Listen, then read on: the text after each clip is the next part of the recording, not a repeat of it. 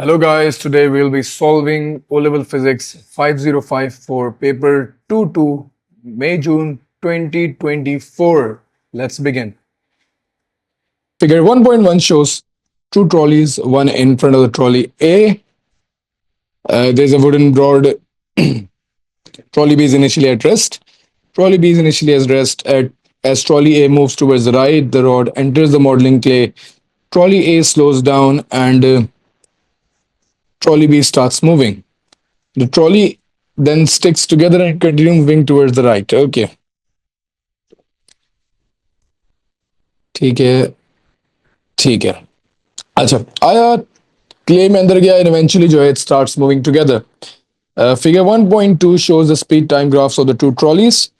So figure 1.2 shows the speed time graph of the two trolleys. The trolley starts to collide at time t equals 0.30. At time t equals 0.50, the trolley are moving at the same speed. State how figure 1.2 shows that during the collision trolley B has a uniform acceleration. So trolley B has a uniform acceleration. So for uniform acceleration, it's always to be a straight line. कि कैसे figure दिखाती है कि ये uniform acceleration है. सो uniform acceleration since it's a straight line, हमारे पास एक straight line है, straight line with constant gradient. तो एक स्पीड टाइम ग्राफ में हमारे पास जो भी स्ट्रेट लाइन बन रही हो कांस्टेंट ग्रेडियंट की, that is referred to uniform acceleration. Describe how the graph in figure 1.2 shows that the magnitude of the acceleration of the trolley B is larger than the magnitude of the deceleration of trolley A. Trolley B की acceleration trolley A की deceleration के ज्यादा कैसी है? तो इसमें अगर आप ऑब्जर्व करें तो 0.02 सेकेंड्स में इसने 0.4 सेकेंड की स्पीड बढ़ाई है. तो rate of change of velocity इधर ज्यादा है और इसने उसी 0.2 सेकेंड्स में जो स्पीड डिक्रीज की है ये 0.7 से 0.4, तो ये अराउंड जो है लेस है कंपेयर टू यहाँ पे 0.4 का इंक्रीज आया, यहाँ पे 0.3 का डिक्रीज आया. तो आप चाहो तो इसमें दोनों अच्छी तरीके से इसका आंसर लिख सकते हो, बट आई वुड रिकमेंड कि इसको ऐसे लिख दो कि gradient of the line B is steeper.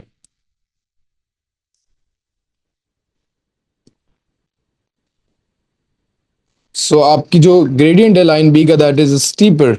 तो आप इसको ऐसे लिख दो, gradient of the line B is steeper. तो आपके पास जो है इसमें जो है वैल्यू आ जाएगी. Gradient of line B is steeper compare to A. That's pretty much it. Okay.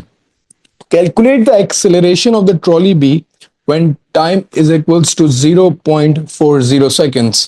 अच्छा 0.40 seconds पे acceleration निकालनी है. मैं पर्सनली रिकमेंड करता हूँ कि आप जो है इसका ग्रेडियंट निकाल लो. अगर आप चाहो तो किसी और मेथड से भी कर सकते हो, but gradient is a much easy method. एक कोऑर्डिनेट हमारे पास 0.4 और 0.2 है, दूसरा ओरिजिन से ले लो, that's going to be 0.3 and 0. आप बेटा y2 minus y1, 0.2 minus 0, y2 minus y1 over x2 minus x1. So 0.2 divided by 0.1, तो आपके पास वैल्यू जो होगी 2 आ जाएगी. सो आपके पास जो है वैल्यू इसकी ग्रेडियंट से, मैंने यहाँ ऊपर कैलकुलेशन किए, नीचे ले आता हूँ इसको. सो आप ग्रेडियंट से इसको निकाल दो. Your acceleration would be 2.2 metres per second square. ये आपके पास जो है इसकी जो है एक्सेलरेशन आ जाएगी. The mass of trolley A is equals to 0.80 kilograms. The mass of trolley B is 0.60 kilograms. Show that the momentum is conserved in the collision. आपने ये शो करना है that momentum is conserved in the collision. So again m1 u1 plus m2 u2 जो है वो आना चाहिए m1 v1 plus m2 v2 के बराबर. मोमेंटम कंजर्व होना चाहिए. मोमेंटम बिफोर कोलिजन और मोमेंटम आफ्टर कोलिजन सेम होना चाहिए. ठीक है, तो इसका मतलब मोमेंटम कंजर्व हो जाएगा. Before collision mass of A was 0.80 और ए की जो स्पीड थी वो हमारे पास 0.7 थी. मास ऑफ बी हमारे पास 0.60 था, बट उसकी स्पीड 0 थी. तो टोटल मोमेंटम बिफोर कोलिजन जो होगा that is going to be 0.70 which is 0.56. KG metres per second. तो ये हमारे पास टोटल मोमेंटम बिफोर कोलिजन है। अब आफ्टर कोलिजन की बात कर रहा हूँ। आफ्टर कोलिजन ए का मास 0.80 था और दोनों की स्पीड सेम आ गई थी, सेम हो गई थी। आपकी स्पीड 0.4 है, अलग अलग की लिख देता हूँ ताकि आसानी हो जाए। Plus 0.60 multiplied by 0.40। इन दोनों को भी आप जो है मल्टीप्लाई कर दो, 0.80 multiply by 0.40 and then added to 0.60 multiplied by 0.40, you would get the value as 0.56। जिससे यह बात पता चलती है that total momentum before collision और आफ्टर कोलिजन दोनों बराबर थे। Total momentum before and after collision same होंगे and eventually you would get this as an answer. अच्छा, अगले पार्ट में क्या बोल रहा है? Is saying that explain why the forces between the trolleys is larger in this collision. In another collision between the same trolleys, the rod and modeling clay are not present. The trolley A hits B with the same initial speed. Explain why the force between the trolley is larger in this collision. अच्छा, देखो हो रहा क्या है कि जो clay है ना, इस क्ले में ये टाइम ऑफ कांटेक्ट को बढ़ा देती है। क्ले की खास बात क्या है? ये जाएगा थोड़ा स्लो डाउन हो जाएगा, जो टाइम है वो बढ़ेगा। अकॉर्डिंग टू द फॉर्मूला, आपको याद होगा, force is equals to M V minus M U over T. Clay क्या करता है? टाइम ऑफ कांटेक्ट को बढ़ाता है, जिससे फोर्स का मैग्नीट्यूड कम हो जाता है। अगर मैं क्ले हटा दूंगा तो टाइम ऑफ कांटेक्ट जो है वो कम हो जाएगा और जिसकी वजह से फोर्स बहुत ज्यादा लगेगी। एकदम से चीज को हिट करोगे तो फोर्स का मैग्नीट्यूड बहुत ज्यादा होगा। तो आप इसको किस तरीके से लिख सकते हो बेटा कि सबसे पहले explain by the force between the trolley is larger in the collision, तो आप लिखोगे because of decrease in time of collision as the time of collision decreases. आप इस फॉर्मूले को भी लिख सकते हो, that's totally up to you. आप इसको ऐसे भी लिख सकते हो फॉर्मूले, तो definitely the magnitude of the force, यहाँ इसको मैं ऐसे लिखता हूँ, as the time of collision decreases according to F is equals to mv minus mu over t, the magnitude of the force would increase.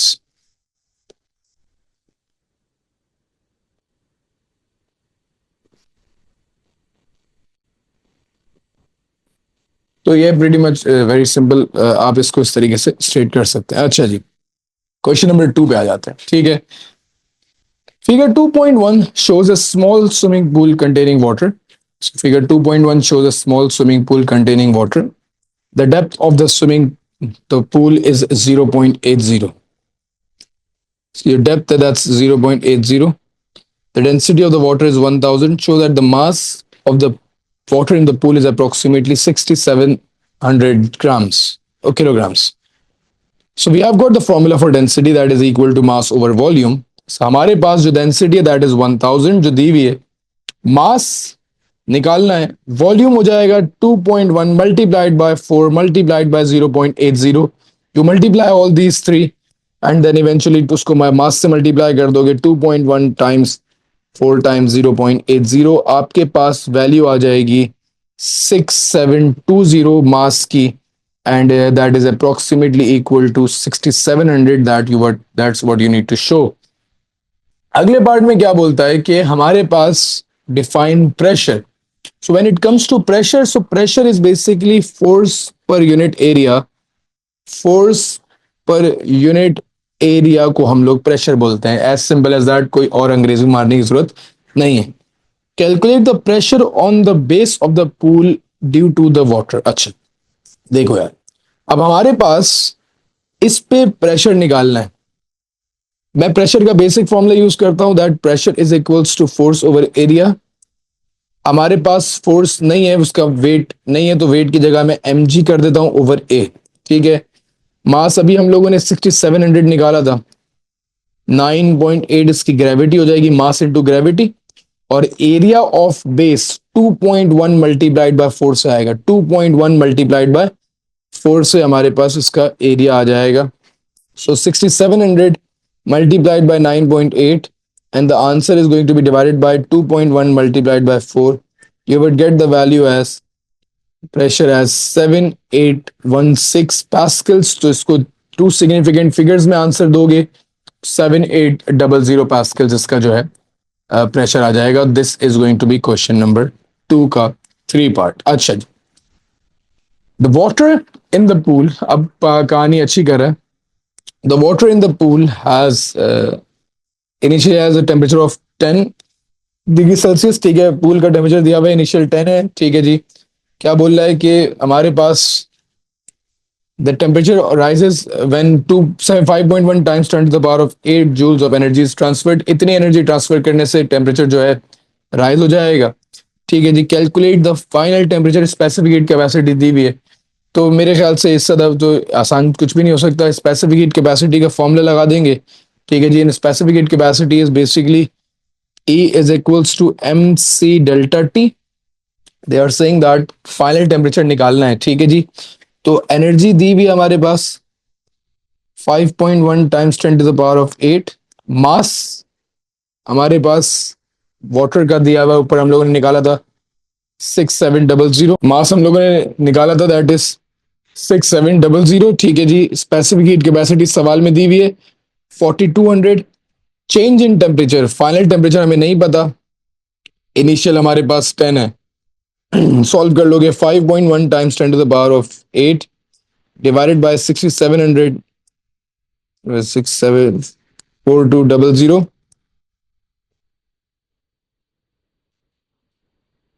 Final temperature हमारे पास जो आ रहा है that is going to be 28.1। तो 28 degrees जो है हमारा टेम्परेचर आ जाएगा फाइनल, जो मैंने इस कैलकुलेशन से निकाल लिया।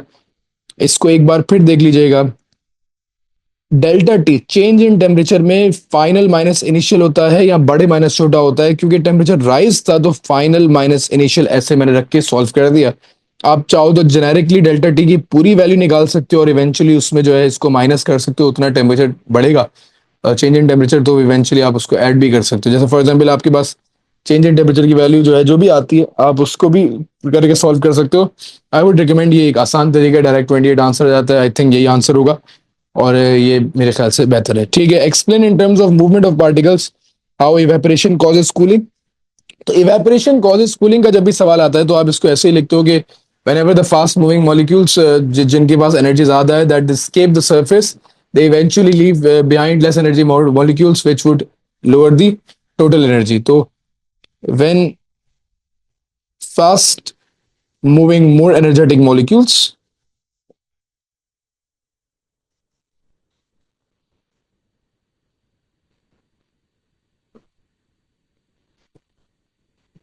leaves the surface they leave behind less energy molecules। So जब फास्ट मूविंग मॉलिक्यूल्स चले आते हैं they leave behind less energetic molecules that and hence cooling effect occurs।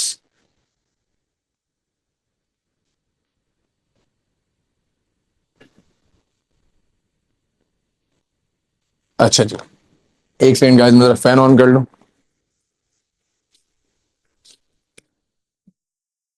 अच्छा जी, अब हमारे पास क्या कहानी हो रही है? Changes to factors in environment of swimming pool can cause an increase or decrease in the amount of evaporation from the surface of the liquid।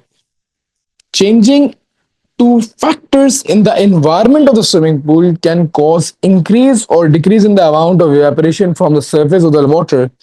State two changes to the environmental factors that increase the amount of evaporation uh, from the surface of the water। अच्छा यार देखो, evaporation के factors हमने बहुत सारे पढ़े थे। Environmental factors में ये हो सकता है कि हायर टेम्परेचर, गर्मी ज्यादा हो, so higher temperature would cause evaporation to increase. चाहो तो स्पीड ऑफ विंड, तो स्पीड ऑफ विंड ये लिख सकते हो। आप चाहो तो इसमें मेरे ख्याल से नहीं, वॉलेटाइल वाले ये यही आएंगे। लो ह्यूमिडिटी भी आ जाएगा, ह्यूमिडिटी लो कर दो। हमने 5-6 फैक्टर्स पढ़े थे फैक्टर्स अफेक्टिंग इवेपोरेशन में, उनमें से कोई भी 2-3 दो स्पेसिफिकली यहाँ पे मांगे हुए हैं जो आप जिससे इवेपोरेशन का रेट बढ़ा सको, आपने वो यहाँ पे स्टेट करना है। ठीक है, क्वेश्चन नंबर 3 पे आ जाते हैं। Figure 3.1 shows a solar powered charger connected to a cell phone। ठीक है, एक सोलर पावर्ड चार्जर है connected to a cell phone. ठीक है जी। The battery inside the cell phone is charged by the solar powered charger. Complete figure 3.2 to show the useful transfer of energy from the sun to the battery। अच्छा, useful transfer of energy from the sun to the battery. अच्छा जी। अब यार यहाँ पे बोल रहा है कि हमारे पास सन से बैटरी तक, तो सन के अंदर इटसेल्फ हमारे पास न्यूक्लियर एनर्जी होती है। सन के अंदर एनर्जी होगी वो न्यूक्लियर एनर्जी होगी। ठीक है, उसके बाद जो बैटरी में एनर्जी होती है वो केमिकल एनर्जी होती है। तो ये बात याद रखिएगा, सन के अंदर जो एनर्जी है दैट इज न्यूक्लियर एनर्जी, फिर वो electric field in the charger में कन्वर्ट हुई फिलाडिम का, और इवेंचुअली बैटरी को जब उसने चार्ज किया तो बैटरी में केमिकल एनर्जी स्टोर्ड होगी। तो सन में न्यूक्लियर एनर्जी एंड बैटरी में eventually it would be chemical energy. Explain why the battery takes long time to charge on a cloudy day. हमारे पास क्लाउडी डे में ज्यादा टाइम क्यों लेगी? Because they would be less radiations that are coming, less light that is coming. तो हमारे पास cloudy day में ज्यादा लाइट पास ही नहीं हो सकती, the amount of light would be less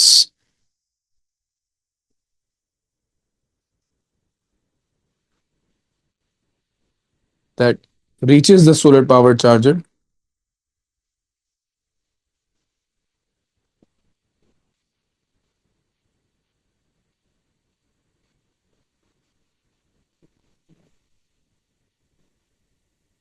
तो अमाउंट ऑफ हीट जब लेस होगी तो हाँ वो कम जो है चार्ज होगा। ठीक है, after use the outside surface of the cell phone is warm, when switched off the cell phone cools down. Name then describe the three process by which thermal energy is transferred as the cell phone cools down। अच्छा जी, बोल रहा है यार कि हमारे पास तीनों process की बात करनी है धत तेरी की। सबसे पहला जो है कंडक्शन है।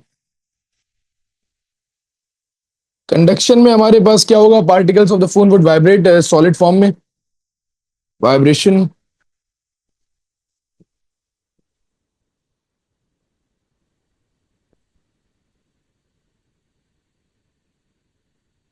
Heat transferred throughout the phone by vibration.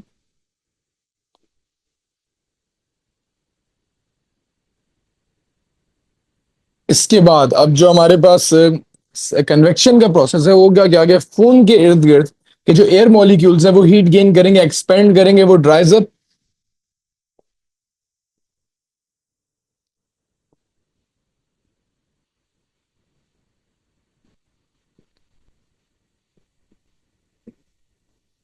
तो दूसरा process is going to be the convection in air near the phone, क्योंकि वो हीट गेन करेगा and eventually convection current would be formed.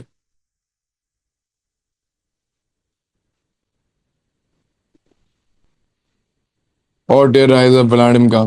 ठीक है, रेडिएशन अब आप याद रखिएगा, फोन की सरफेस से हीट इमिट होगी इन टर्म्स ऑफ रेडिएशन, क्योंकि every hot bodies emit radiations. तो radiation would be emitted from the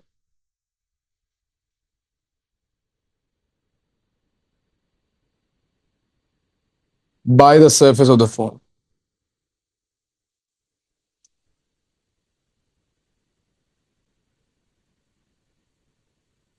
तो ये हमारे पास हीट का पूरा ट्रांसफर तीनों तरीके से हो जाएगा। It takes 4.5 hours to charge a battery with an average current of 300 milliamps.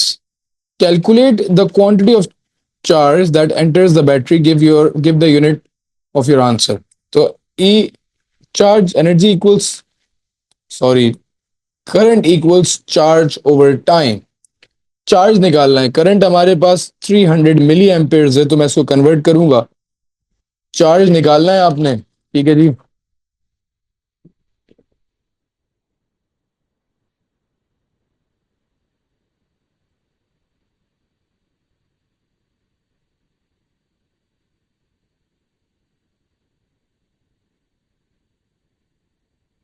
Recording period pause हो गई थी, हाँ। हाँ, करंट हमारे पास चार्ज ओवर टाइम है, करंट हमारे पास 300 मिली एम्पियर से कन्वर्ट कर दिया, ठीक है जी। चार्ज आप लोगों ने निकालना है, time 4.5 times 10 to the power of, अच्छा 4.5 आवर्स दिया हुआ है, you would convert it in seconds, times it by 60, times it by 60, आप मल्टीप्लाई कर दोगे 300 times 10 to the power of -3 multiplied by 4.5, आपके पास चार्ज का मैग्नीट्यूड आ जाएगा, जहां मेरे पास ये आ रहा है 4860। आप इसको कन्वर्ट करोगे 4860, आंसर्स नहीं देना, इसको राउंड ऑफ कर देना टू सिग्निफिकेंट फिगर्स में, 4900 और यूनिट्स चार्ज का कूलम्स होता है तो इसको कूलम लिख देना, ठीक है जी। That's pretty much it for question number 3। अच्छा जी, क्वेश्चन नंबर 4 में क्या बोलता है, figure 4.1 shows light passing through a triangular glass prism, state the values of the angle of incidence at point P। Angle of incidence बेटा along the normal move कर रहा है, angle of incidence इसमें कुछ भी नहीं होगा। जब भी कोई चीज स्ट्रेट सरफेस में मूव कर रही होती है तो इस सूरत में एंगल ऑफ इंसिडेंस जीरो होता है। Since it's moving along the normal, the angle of incidence would be zero in this case. अच्छा, draw the normal and the angle of incidence at R. अच्छा, आर पे normal बनाना है, scale लोगे, ठीक है। बिल्कुल आपने जो है परपेंडिकुलर, यहां से सरफेस से परपेंडिकुलर आपने लाइन ड्रॉ करनी होगी, ठीक है। इसको बिल्कुल परपेंडिकुलर लाइन आपने यहां से ड्रॉ करनी है और आपने इस लाइन को नॉर्मल का नाम देना है, ठीक है जी। ये लाइन आपकी नॉर्मल आ गई, ठीक है जी। नॉर्मल बनाने के बाद अब आपने जो है एंगल ऑफ इंसिडेंस जो है लेबल करना है, तो ये आपके पास light ray hit and reflects, this is going to be the angle of incidence. ये आपने एंगल ऑफ इंसिडेंस लेबल कर दिया। State two conditions needed so that the light refracts from the glass into the air at point Q। दो condition जिससे light refract करवाएंगे, ठीक है जी। एक तो हमारे पास एंगल ऑफ इंसिडेंस जो होगा, two condition that no light refract, अच्छा कोई लाइट रिफ्रैक्ट ना करे। तो ये टोटल इंटरनल रिफ्लेक्शन के जो रीजंस है वो पूछ रहा है। सबसे पहला रीजन तो बहुत सिंपल है, that angle of incidence should be greater than the critical angle. Angle of incidence जो होगा must be greater than the critical angle।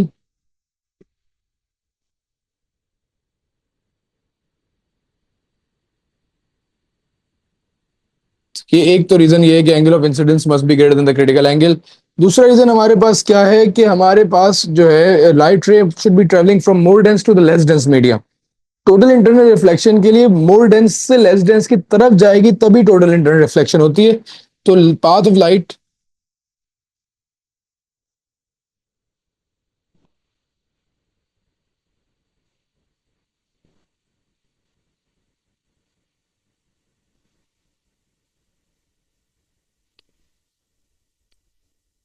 All right, information is sent across the internet. Information is sent across the internet using pulses of visible light through long thin glass fibers and electrical signals through copper wires.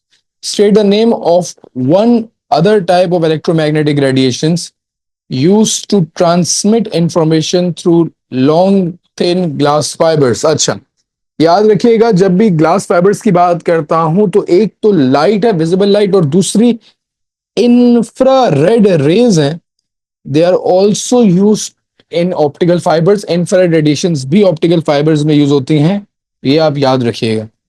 Suggest two advantage of using glass fibre rather than copper wires. तो एक तो lower power losses, ये हम लोगों ने discuss किया था lecture में, लोअर पावर लॉसेस होते हैं, ठीक है।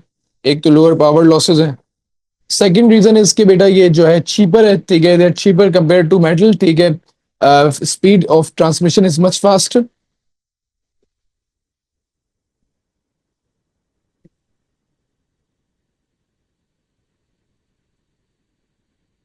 नोट्स में से आप देखेंगे आपको क्लियर हो जाएगा, कोई भी कॉन्सेप्ट जो है इस तरीके से शुरू हो जाता है, ठीक है। Moving on, and initially uncharged rubber balloon is rubbed with a woolen cloth as shown in figure 5.1। Uncharge rubber balloon जो है it's rub with woollen cloth. Rubbing the balloon causes the balloon to be negatively charge. Balloon जो है negative हो गया, balloon negative हो गया तो balloon would gain electron, तभी तो नेगेटिव हुआ, ठीक है जी। Woollen cloth would loses electrons and it would become positive charged.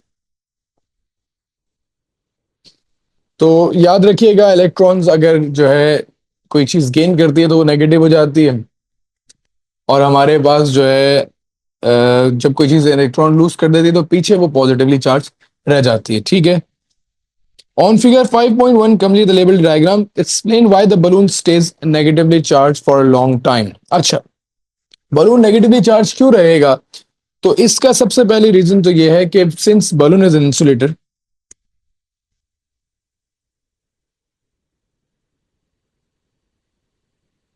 Both are insulator, अंदर भी तो एयर है, both are insulators, they won't allow charge to pass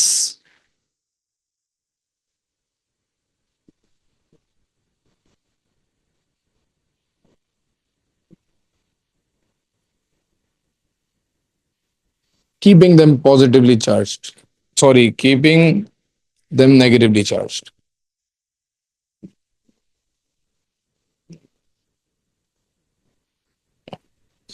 एक चीज चार्ज को पास ही नहीं करवाती, एक जो है इंसुलेटर मटेरियल है तो वो लंबे टाइम तक चार्ज रहता है, डिस्चार्ज ऐसे नहीं होता। Rubbing the balloon causes the temperature of the air inside the balloon to rise. Rubbing the balloon causes the temperature of the air inside the balloon to rise. तो ठीक है। Explain in terms of the particle of air why the volume of the balloon increases when the temperature of the air rises. होगा क्या? देखो यार, अब हमारे पास जब मैं टेम्परेचर बढ़ाऊंगा तो particles will start to move faster. जब फास्टर मूव करेंगे they would hit each other faster and they would definitely with hit the walls of the container, जिसकी वजह से हमारे पास फ्री सर्कुलेशन की वजह से प्रेशर बढ़ जाएगा, एंड प्रेशर बढ़ेगा तो थोड़ा सा उसका जो है वॉल्यूम भी बढ़ जाएगा। तो इसके लिए ये पूछ रहा है कि 3 नंबर का आंसर लिखना है, तो the answer would be along these lines के सबसे पहले as temperature increases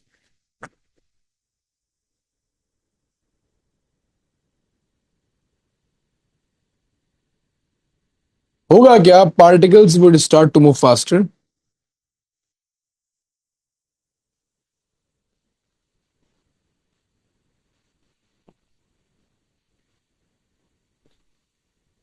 which would increase collision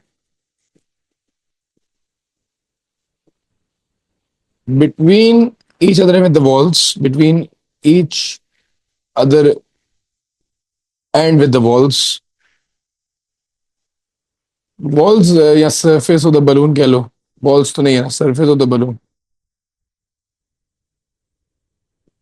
ये जब होगा क्या, particle start more frequent collision which would increase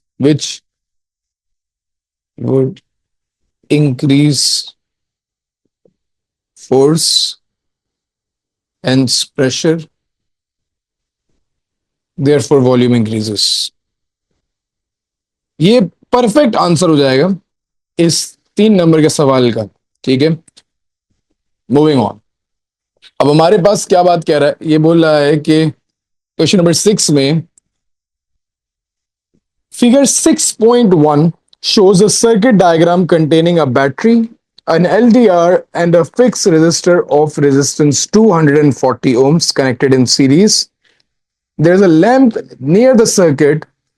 Light from the lamp is incident on the LDR when the lamp is switched on. Figure 6.2 shows the current voltage graph for the LDR with the lamp switched on and with the lamp switched off.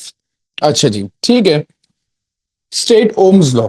By Ohm's law यार बेहतरीन हो गया। State Ohm's law. Ohm's law states that current would be directly proportional to the potential difference, keeping physical conditions constant, temperature constant. Ohm's law states that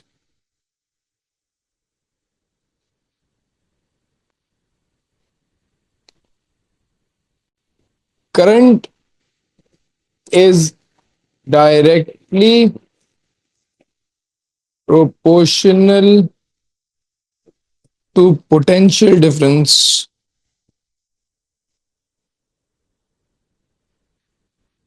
keeping physical conditions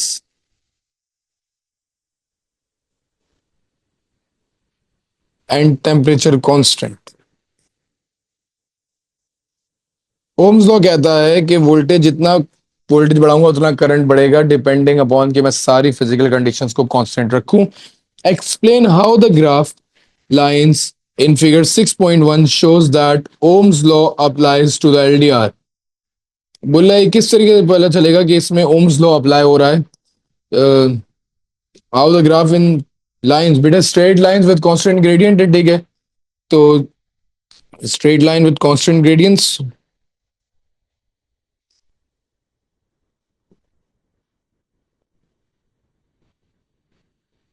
तो Ohm's law के लिए हमेशा straight line graph बनता है. Current voltage का graph हमेशा straight line बनेगा, straight line with constant gradient starting from origin.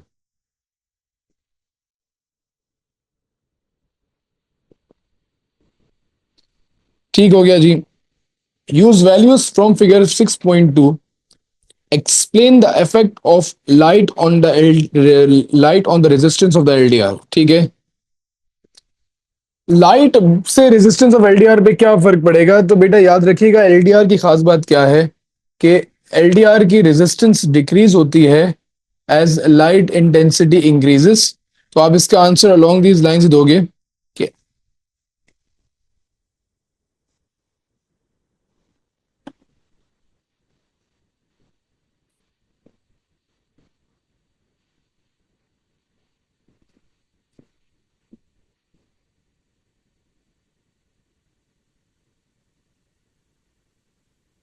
आबाश Ahmad बेटा, very good. Use figure 6.2 to explain the effect of light on the resistance of the LDR. तो as light intensity increases,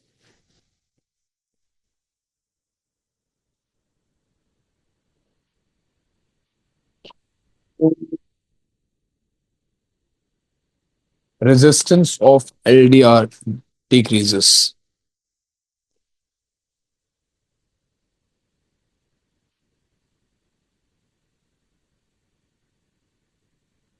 Okay. With the lamp switched on, the current in the LDR is 0.50. क्या बोल रहा है? With the lamp switched on, हमारे पास जो current है LDR में, that is when the lamp switched on, the current in the LDR is 0.50 amperes. ठीक है, करंट LDR में 0.50 है. अच्छा, सीरीज में कनेक्टेड है, ठीक है. Determine the current in the fix register. बेटा सीरीज सर्किट में करंट सेम रहता है, फिक्स रजिस्टर में भी 0.050 एम्पियर ही होगा, ठीक है. अगर एलडीआर में करंट 0.050 है तो फिक्स रजिस्टर में भी उतना ही होगा, करंट सेम रहता है. इसमें कोई चीज. Calculate the electromotive force of the cell. EMF of the cell निकालना है. अच्छा जी, सेल का ईएमएफ निकालना है. ऐसा कोई खास उसमें 3 नंबर पता नहीं किस चीज की दे रहा है. 0.050 एम्पियर्स पे कैलकुलेट द ईएमएफ. ठीक है भाई, हमारे पास V is equals to I R. LDR का करंट हमारे पास है 0.050 और सवाल यही है कि लैंप स्विच्ड ऑन है. ठीक है, लैंप स्विच्ड ऑन है तो 0.050 पे हमारे पास जो वोल्टेज आ रहा है 4 वोल्ट आ रहा है एलडीआर का. तो जो एलडीआर का वोल्टेज है दैट इज 4 वोल्ट्स. इसका वोल्टेज भी निकाल लेते हैं V is equals to I R से. अच्छा, कैलकुलेशन नीचे करनी पड़ेगी. वोल्टेज हमें नहीं पता, करंट इज 0.050 और रेजिस्टेंस जो फिक्स रजिस्टर की दी हुई है दैट इज 240, तो 240. आपने सबसे पहले 0.050 मल्टीप्लाई बाय 240 किया. आपने कहा सर वोल्टेज जो फिक्स रजिस्टर का आ रहा था वो 12 वोल्ट आ रहा था, और आपने कहा कि सर जो मेरा लैंप का वोल्टेज आ रहा है वो 4 वोल्ट आ रहा है. तो टोटल वोल्टेज जो होगा 12 + 4 वो आ जाएगा 16 volts of the total supply. Total voltage is going to be 16 volts. ये हमारा जो है कंबाइंड ईएमएफ हो जाएगा बैटरी का। ठीक हो गया जी। मैं उम्मीद करता हूं इसमें कोई टेंशन परेशानी नहीं होगी। अच्छा, मूविंग ऑन। अब हमारे पास अगला सवाल जो है that is basically related to the right. Question number 7 में क्या बोल रहा है? On figure 7.1 mark the magnetic poles of the bar magnet. Magnetic poles of the bar magnet. अच्छा, अगर साउथ यहाँ है तो नॉर्थ यहाँ होगा, डेफिनेट सी बात है, ठीक है। और साउथ यहाँ होगा, ठीक है। There is a piece of paper underneath the magnet. Describe how the compass is used to plot the magnetic field lines that passes from one pole to the other and through P। अच्छा, वही बिल्कुल same pattern पे सवाल है, ठीक है। आप लोगों ने बताना है कि किस तरीके से जो है कंपास मैथ को यूज करके मैग्नेटिक फील्ड लाइंस प्लॉट करते हैं। तो place the compass near the edge of the north pole.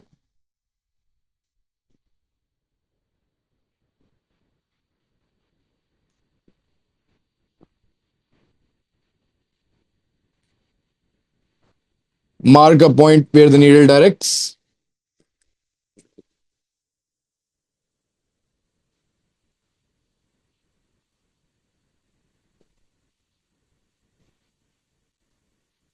Replace the compass।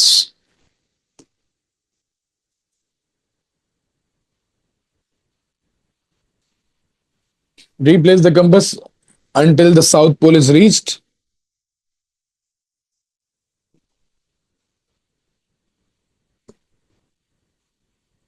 Join all the dots। आप क्या करते हो? You place the compass near the edge of the north pole. यहाँ पे compass रखते हो, जहां पे भी आपकी नीडल पॉइंट करती है वहां पे आप पॉइंट लगाते हो, रिप्लेस करते हो compass, one by one point लगाते जाते हो। ठीक है जी। इवेंचुअली जो है आप इन सारे पॉइंट्स को जोड़ देते हो and you would get the perfect field line. ठीक है, कंपास प्लेस करते करते ये आपके पास जो है इसकी चीज हो जाएगी। ठीक है जी। ये हमारे पास जो है यहाँ पे होपफुली जो है इसको क्लियर कर देता हूँ। ये हमारे जो है कॉन्सेप्ट यहाँ पे हो जाता है about how to plot a field line using the compass. ठीक है, moving on. Describe how to use the compass in figure 7.1 to determine the direction of the magnetic field at P. तो direction of magnetic field निकालने के लिए जहां पे भी आपका नॉर्थ पोल पॉइंट कर रहा होगा वो आपके पास जो है मैग्नेटिक फील्ड होगी। ठीक है जी। आप इसको ऐसे लिख देंगे कि place compass on point P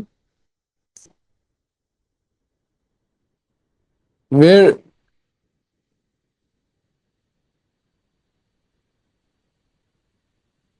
point where compass, yeah, wherever the compass is pointing is the direction of the field।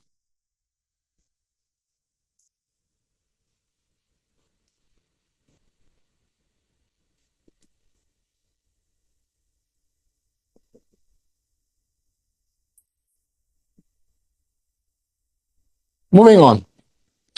अब क्या बोल रहा है कि figure 7.2 shows the apparatus of a student apparatus a student uses to produce an alternating current। अच्छा, X the magnet is moved into and out of the coil। Explain why the current is produced when the magnet moves। As the magnet moves, it causes cutting of field lines, change in magnetic flux, hence EMF is induced।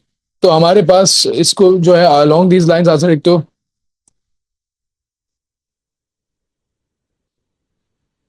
Moves, it will cut the magnetic field lines। It will cut the magnetic field lines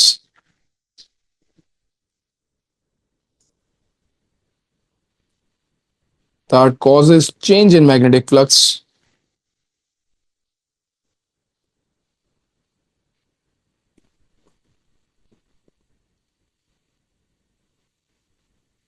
hence EMF is induced।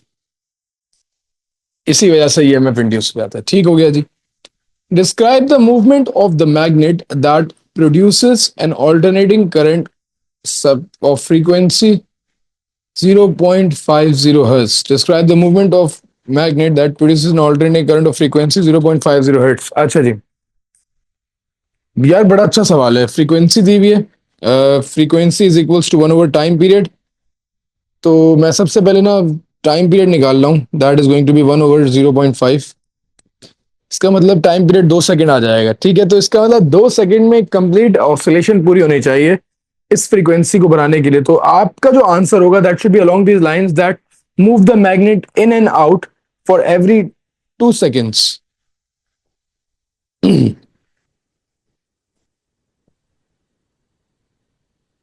In every 2 seconds, क्योंकि आपने इस frequency की जो है alternating current produce करना है। Very good question, ऐसा question usually मैंने नहीं देखा। Good. Describe how the center zero ammeter shows the current in ammeter rather than direct current. Describe how the center zero ammeter shows the current is alternating. अच्छा, centre zero जो है आपका metre कैसे show करेगा current alternating है, तो उसमें deflection हो रही होगी। ठीक है, there would be deflection, reading would be going both sides, reading would be positive and negative simultaneously, readings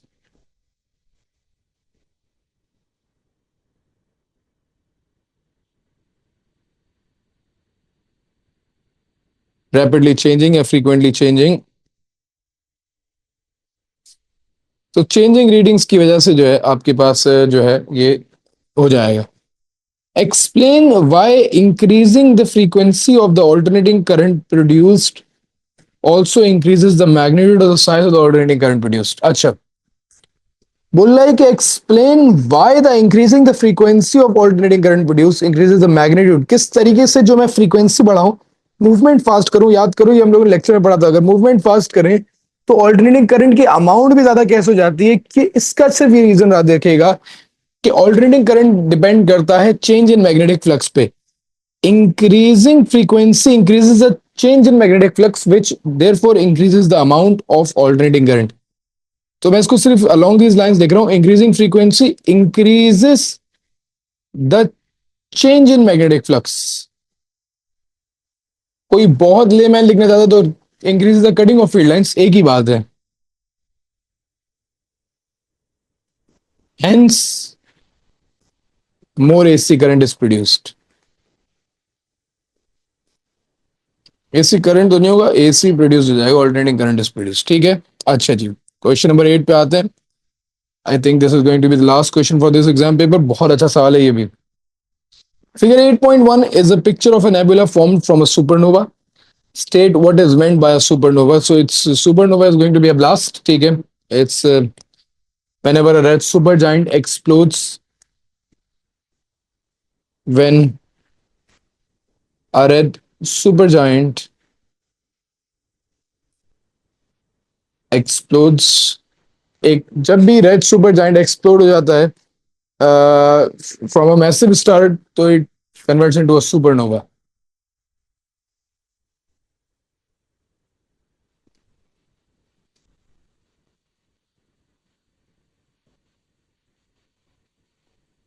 red super giant explode होके forms supernova. It's an explosion. ठीक है, ये एक्सप्लोजन होती है। Describe how a protostar star is formed inside the nebula. जब भी पूछे कि प्रोटोस्टार किस तरीके से फॉर्म होता है, तो आप इसको ऐसे लिखोगे, cloud of gas and dust collapse under their own gravitational field and eventually they would take a spherical structure because of increase in temperature. Cloud of gas and dust collapse under their own gravitational field,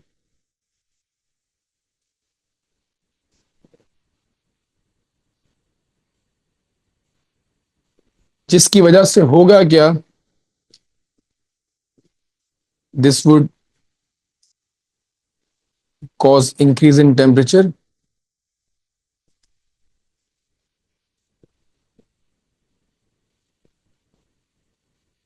hence spherical protostar is formed.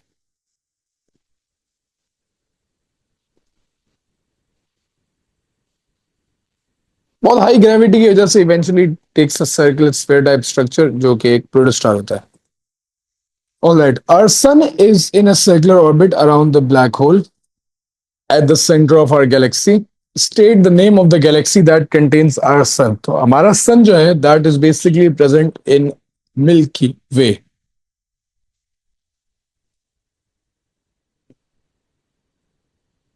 State what is meant by light year. Light year is basically distance traveled by light in one Earth year. तो यहाँ तो आप इसको 365 days भी लिख सकते हो. Distance traveled by light in one Earth year.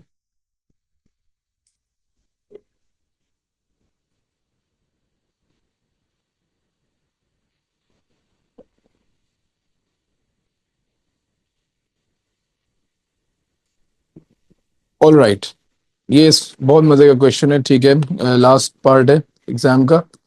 देखिएगा, the time taken for one complete orbit of son of around the black hole is 7.3 times 10 to the power of 15 seconds. The distance from our sun to the black hole is 26,000 light years. ठीक है, 1 year is this, speed of light is this. Calculate the speed of our sun as it orbits the black hole, showing your working, giving your answers. अच्छा जी, अब यार देखो, इसमें ऐसे कुछ भी जो है रॉकेट साइंस नहीं है. Speed is equals to distance over time. अच्छा, अभी एक और सवाल है. Okay, speed is equals to distance over time का फॉर्मूला है. ठीक है जी, हमारे पास जो है speed is going to be 2πr/t. सवाल में जो है हमारे क्या बोला हुआ है कि जो डिस्टेंस है सन का ब्लैक होल से वो 26 जो है 1000 लाइट ईयर्स का है. ठीक है जी, और लाइट ईयर्स में ये स्पीड होती है. ठीक है जी, और एक लाइट ईयर्स का ये टाइम है. तो हम लोग जो है स्पीड, हमें जो है स्पीड निकालनी है. 2π रेडियस इज 26,000 लाइट ईयर्स, और 26,000 लाइट ईयर्स में टोटल डिस्टेंस ट्रेवल कितना होगा, डिस्टेंस इक्वल्स टू, और इसको मल्टीप्लाई कर दूंगा मैं. समझ लो यार इस चीज को. ठीक है, सुकून से समझ लो. अच्छा, बोला है कि यार हमारा जो सन है, it takes sun around this much time to orbit the black hole. Sun का ब्लैक होल से, ये ब्लैक होल है, ये सन है, इसका डिस्टेंस हमें जो दिया हुआ है दैट इज 26,000 लाइट ईयर्स. ठीक है, speed is equals to distance over time करो, या अगर मैं लाइट ईयर्स के डिस्टेंस को मीटर्स में कन्वर्ट करना चाहूँ तो लाइट ईयर के डिस्टेंस को जब भी मीटर्स में कन्वर्ट करना चाहूँगा तो मुझे डिस्टेंस जो भी है इसमें से सबसे पहले मुझे मल्टीप्लाई करना पड़ेगा कि कितने ज़्यादा जो है स्पीड है और फिर कितना ज़्यादा टाइम तक वो स्पीड रही, ताकि मैं टोटल डिस्टेंस निकाल सकूँ. ठीक है, और इवेंचुअली फिर उसको लास्ट में मुझे जो है डिवाइड करना पड़ेगा टोटल टाइम जो लगेगा. ठीक है, मैं इस सवाल को नीचे लेके जा रहा हूँ ताकि मैं इसको सुकून और इत्मीनान से आप लोगों को जो है एक्सप्लेन कर सकूँ one by one along the lines. कोई एम्बिग्यूटी ना रहे. ये हमारा जो है ब्लैक होल हो गया. ठीक है जी, ये हमारा सन हो गया. ब्लैक होल से सन का जो डिस्टेंस है that is given as 26,000 light years. अच्छा जी, स्पीड ऑफ लाइट दी हुई है 1 साल के सेकंड दी में. अगर मैं लाइट 1 साल में कितना डिस्टेंस ट्रेवल करती है, तो हमारी स्पीड 3.0 10 टू द पावर 8 है. डिस्टेंस हमें नहीं पता, टाइम हमारे पास है that is 3.2 times 10 to the power of 7. जब मैं 3 times 10 to the power of 8 को मल्टीप्लाई करता हूँ 3.2 to the 10 to the power 7 से, तो ये हमारे पास वो टोटल डिस्टेंस है जो लाइट 1 साल में ट्रेवल करती है, that is 9.6 times 10 to the power of 15 metres. जो इन्होंने डिस्टेंस दिया हुआ है ये एक लाइट ईयर का डिस्टेंस है. हमारे पास टोटल 26,000 लाइट ईयर्स हैं. तो अगर मैं speed is equals to 2πr/t करना भी चाहूं तो जो रेडियस आएगा इसका वो 26,000 multiplied by 9.6 times 10 to the power of 15 आएगा, जो टोटल डिस्टेंस आएगा. और जो टाइम है वो 7.3 times 10 to the power of 15 है. आप इसको पूरी वैल्यू को जो है कैलकुलेटर में डालेंगे, 26,000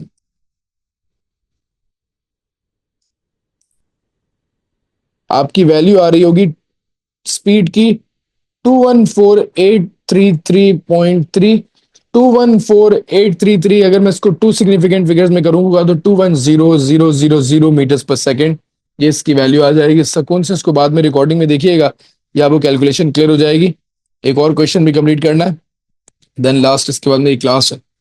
describe what is meant by spontaneous emission. अच्छा जी, अगर हम लोग स्पॉन्टेनियस की बात करें तो वो चीज that is not affected by any external conditions. Describe what is meant by spontaneous emission. radioactive radiation not affected by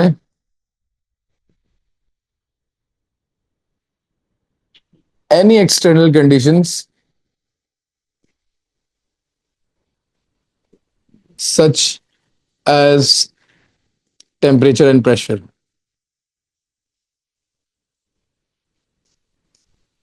describe the composition of alpha particles. तो अल्फा पार्टिकल्स में दो प्रोटॉन दो न्यूट्रॉन होते हैं, कोई इलेक्ट्रॉन नहीं होता, charge of +2 होता है, ठीक है। हीलियम न्यूक्लियाई की तरीके का होता है, ठीक है। अच्छा जी, अब क्या बोल रहा है कि alpha particles are detected using the track shown in cloud chamber or by the sparks. Describe the structure of either a cloud chamber or a spark counter included label diagram drawing in apparatus. अच्छा जी, cloud chamber बना देते हैं, ठीक है जी।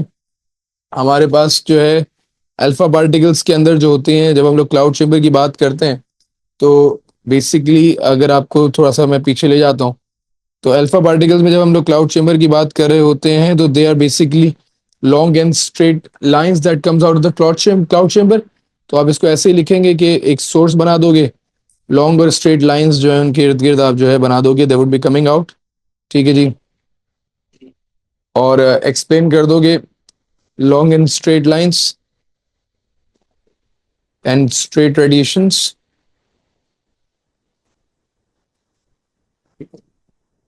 observed in vapors of ice and dust, vapors of alcohol and ice.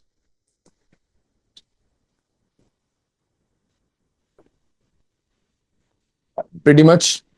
Describe how the emission of alpha particle is shown as random in the apparatus you describe. बेटा random किस तरीके से आ रहे होंगे कि भाई कोई जो है टाइम नहीं है स्पार्क्स के बीच में, there is no not there is no specific time between the sparks.